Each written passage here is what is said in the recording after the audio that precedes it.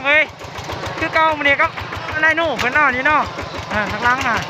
หัวจิบโป้นี่แหละเนาะโอ้ยรถเขาพี่น้องเอ้ย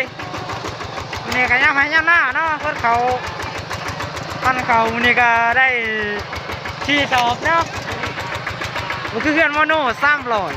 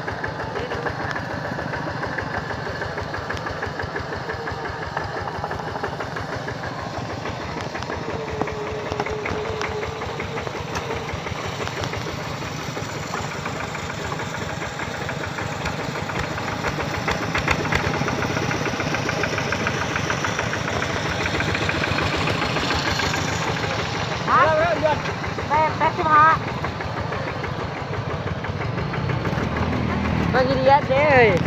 เอาไงเอาดู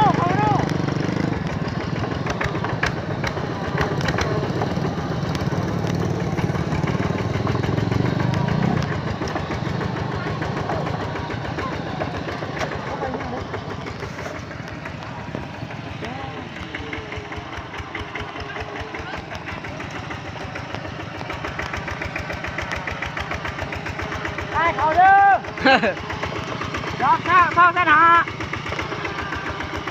ไปอยากชื่อบุคคล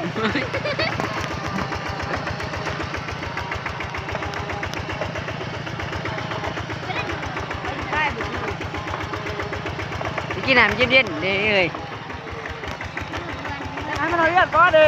มีน้ำเย็นเดือนเจ้า นี่ เออ จะไปหายปะ แต่มูตู้เย็นนั่นที เออ มูงับไข่ได้400เออ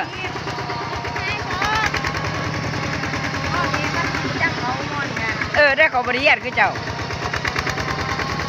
เรียกมา เออ มาพ่อสบายดีเนาะเมีย สบายดีเนาะหัวโป้เนาะไปโป้น้ำยังน้อย ยกไปเพียงแค่นี้เนาะ